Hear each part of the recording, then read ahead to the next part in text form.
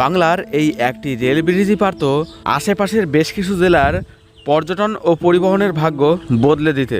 কিন্তু ভাগ্যের নির্মম পরিহাসে আজ থেকে 10-12 বছর আগে এর নির্মাণ সম্পন্ন হলেও আজও ওঠেনি এই ব্রিজে কোনো রেল। ব্রিজটি গঙ্গাবক্ষে পূর্ব ও পশ্চিমমুখী হয়ে আজও ঠায় দাঁড়িয়ে আছে ট্রেন আসার অপেক্ষায়।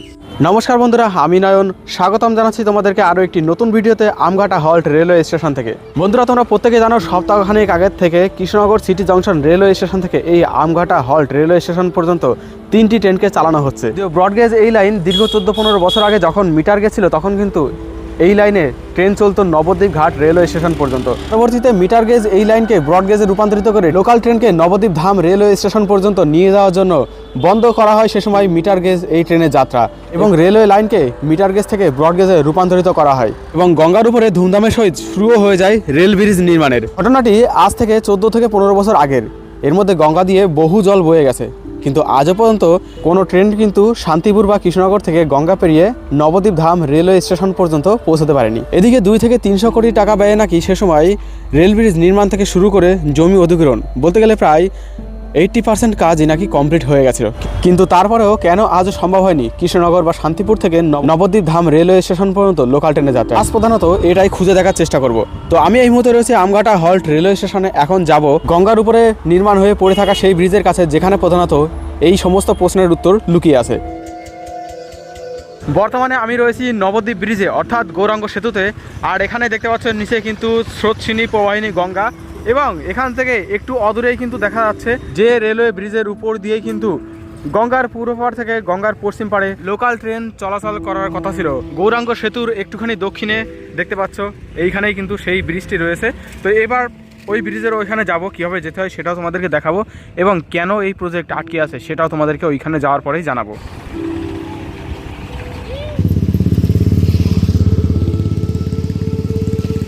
তো কৃষ্ণনগরের দিক থেকে এসে গৌরাঙ্গ সেতুতে ওঠার আগে তোমরা দেখতে পারবে গৌরাঙ্গ সেতুর ঠিক আগেই বাঁ দিকে ভেতরের দিকে চলে গেছে একটা রাস্তা।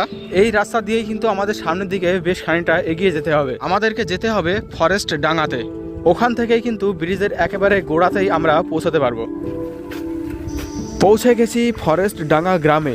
আর এখানকার রাস্তাঘাট দেখলেই তোমরা বুঝতে পারবে এখানকার রাস্তাঘাট কিছুটা উন্নত কিছুটা অনুন্নত, যদিও এর কারণ কি আছে সেটা আমার জানা নেই।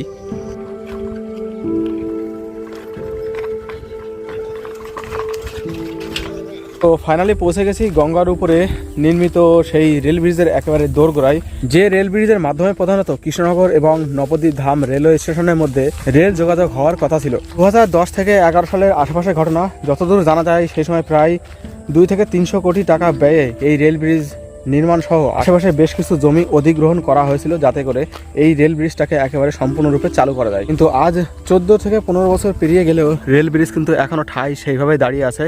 না ওপারে কোনো কানেকশন হয়েছে, না হয়েছে কানেকশন এপারে। গঙ্গার পূর্ব পাড়ে এতদিন কানেকশন না হওয়ার যদিও বেশ কিছু কারণ ছিল, কারণ এতদিন কৃষ্ণনগরের এই পাশে কোনো রকম কোনো ট্রেন চলাচল করতো না। যদিও সদ্য আমঘাটা রেলওয়ে স্টেশন পর্যন্ত লোকাল ট্রেন চলাচল শুরু হয়েছে, কারণ ওই পর্যন্ত লাইন পাতা সম্ভব হয়েছে।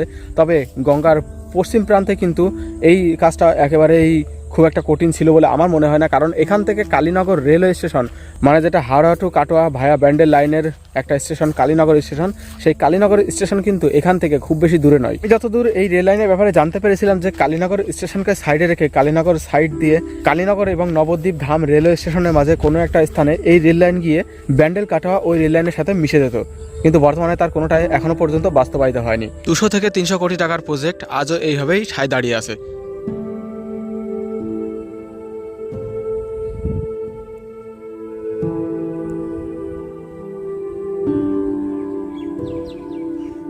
তবে এখানে সবথেকে বড় সমস্যার কথা যেটা বলা হয় তা হলো জমি অধিগ্রহণ।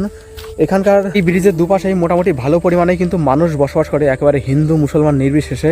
তো তাদের প্রত্যেকেরই একটাই দাবি যে উপযুক্ত পরিমাণে জমির দাম যদি তারা পায় তবেই তারা একমাত্র জমি ছাড়তে রাজি আছে, না হলে কিন্তু তারা জমি ছাড়বে না। আর এই জমি জটের জন্যই নাকি এখনো পর্যন্ত এই রেল প্রজেক্ট আটকে আছে। এমনটা নয় যে সরকার এখানে কোনো রকম কোনো পদক্ষেপ এখনো পর্যন্ত নেয়নি, তবে কোনো রকম কোনো সুরাহা কিন্তু এখনো তারা বের করতে পারেনি। তারা অলরেডি টার্গেট নিয়েও নিয়েছে যে 2030 সালের মধ্যে যে করেই হোক এই প্রজেক্টটাকে তারা কমপ্লিট করেই ছাড়বে। আর এই প্রজেক্ট কমপ্লিট করতে গেলে যে শুধুমাত্র এই ব্রিজের আশেপাশে মানুষের কাছ থেকে জমি অধিগ্রহণ করতে হবে তা কিন্তু নয়।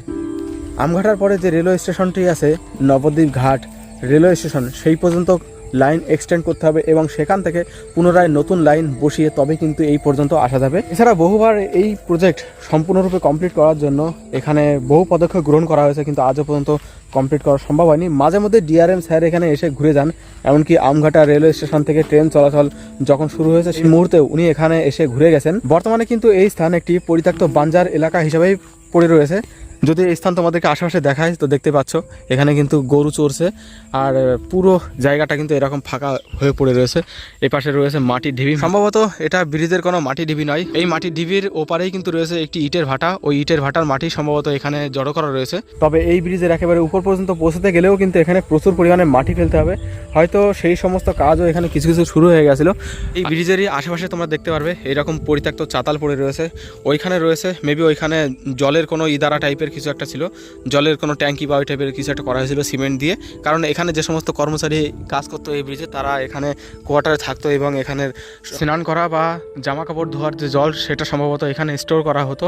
এছাড়া ওই পজিশনের দিকে একটি পায়খানা বাথরুমও রয়েছে, আর বিভিন্ন স্থানে কিন্তু এইরকম কংক্রিটের দলা সব পড়ে পড়ে রয়েছে।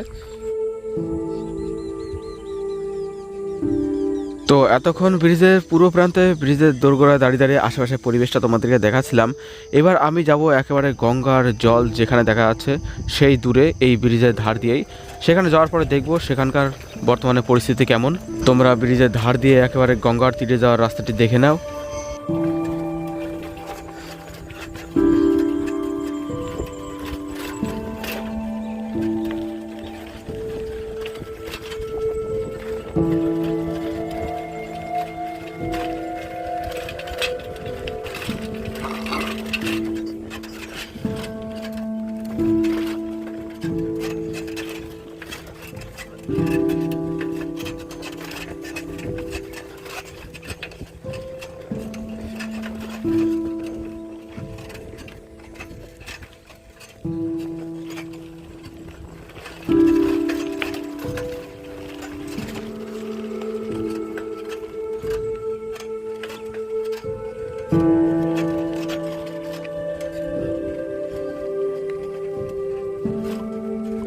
ব্রিজের পাশ দিয়ে হাঁটতে হাঁটতে আমি চলে এসেছি একেবারে গঙ্গার পাড়ে, আর এখানে দেখতে পাচ্ছি একটা ছোট্ট শিব মন্দির রয়েছে।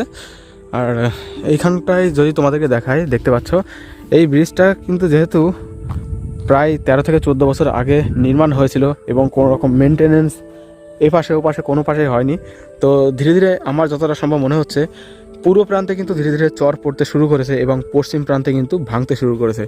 দেখতে পাচ্ছ তোমরা একেবারে পশ্চিম প্রান্তে ওই গোড়াটা তোমরা দেখো, এখানটা কিন্তু অনেকটাই মাটি ফাঁকা হতে লেগেছে, ওখানে কিন্তু ধীরে ধীরে ভাঙন শুরু হয়েছে আমার মনে হচ্ছে। এবং পূর্ব পাড়ের এই পাশটা যদি তোমাদেরকে দেখায়, পূর্ব পাড়ে দেখো এখানে কিন্তু যে এইখান থেকে সম্ভবত আগে গঙ্গা বয়ে যেত, এখন কিন্তু গঙ্গার জলটা একটু ভিতরে চলে গেছে। তো বুঝতেই পারছো এরকম একটি গুরুত্বপূর্ণ প্রজেক্ট সে সময় বন্ধ হয়ে যাওয়াতে সরকারকে তো সে সময় ব্যাপক ক্ষতির সম্মুখীন হতে হয়েছিল সাধারণ মানুষকেও। এদিকে রেলওয়ের তরফ থেকে অফিসিয়ালি অ্যানাউন্সমেন্ট দেওয়া হয়ে গেছে 2030 সালের মধ্যে যে করে হোক তারা এই ব্রিজের উপর দিয়ে লোকাল ট্রেনকে চালাবেই, আর এর ফলে আরও একবার বড়সড় ক্ষতির সম্মুখীন হতে হবে সেই সাধারণ মানুষকেই। কারণ ব্রিজের দুপাশে বর্তমানে যা অবস্থা তাতে করে এখানে প্রচুর মেনটেন্যান্সের দরকার রয়েছে, আর এই মেনটেন্যান্স কস্ট সরকার বের করবে সাধারণ পাবলিকের ট্যাক্সের টাকা থেকে। তবে যাই হোক এখানে কে দোষী কে নির্দোষ তা আমি বিচার করছি না, দিন শেষে এই রেল প্রজেক্টটা কমপ্লিট হলেই হয়। বহু মানুষ বহু বছর ধরে এই প্রজেক্টটার দিকেই তাকিয়ে আছে, কেননা নবদ্বীপ ঘাট রেলওয়ে স্টেশন সহ এই প্রজেক্টটা কমপ্লিট হলে এই রেলওয়ে ব্রিজের দুপাশে সাধারণ মানুষ প্রচুর পরিমাণে উপকৃত হবে রেলওয়েও, বাড়বে পর্যটন, বাড়বে রেলওয়ের ইনকাম।